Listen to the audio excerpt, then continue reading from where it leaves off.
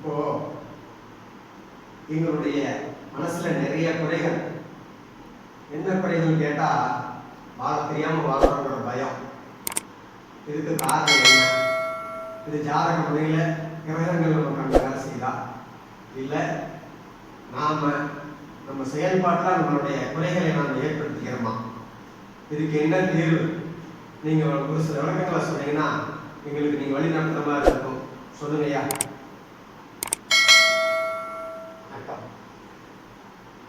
சரியான கேள்வி கேட்டீங்க. அதாவது நமக்கு வாழ்க்கையில முதல் என்ன நமக்கு இருக்கு தெரியுமா? ஒரு நிமிஷம்.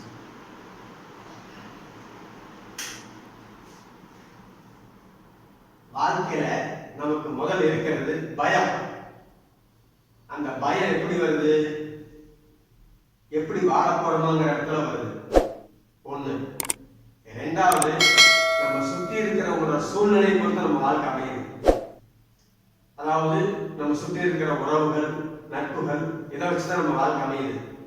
அவங்க என்ன பண்றான்னு கேட்டா, நம்ம கிட்ட நல்லா பேசிக்கிட்டு அடுத்தவங்க நம்மளை பத்தி அவதூறு பார்ப்பாங்க.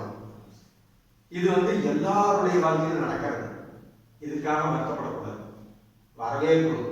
உங்க விமர்சனங்கள் வரவேற்கப்படுகின்றதுன்னு நினைச்சுக்கிட்டு வரவேற்கணும்.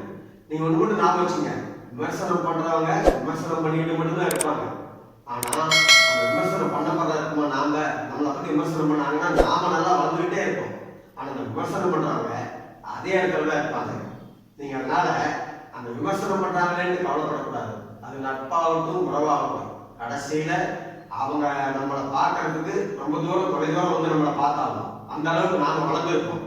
ஆகையினால வாழ்க்கையை பற்றி எந்த பயமும் வேண்டாம், கவலையே வேண்டாம். நீங்க சரியான பாதையை தேர்ந்தெடுங்க. உங்களை சுத்தி இருக்கிற உறவுகளையும் நட்புகளையும் சமப்படுத்துங்க. அவங்க விட்டு வெளியே வாங்க. உங்களுக்கு நல்ல பாதை உருவாகும். அந்த பாதையை உங்களுக்கு நல்லா வாழ வைக்கும். இது என்னுடைய அனுபவம். அந்த அனுபவத்தை நான் உங்களுக்கு சொல்லி தரேன்னா என்ன காரணத்துக்காக சொல்றேன், நீங்க இதை கேட்டு நடத்தீங்க நம்பிக்கையில சொல்றேன். இதை தாராளமா நீ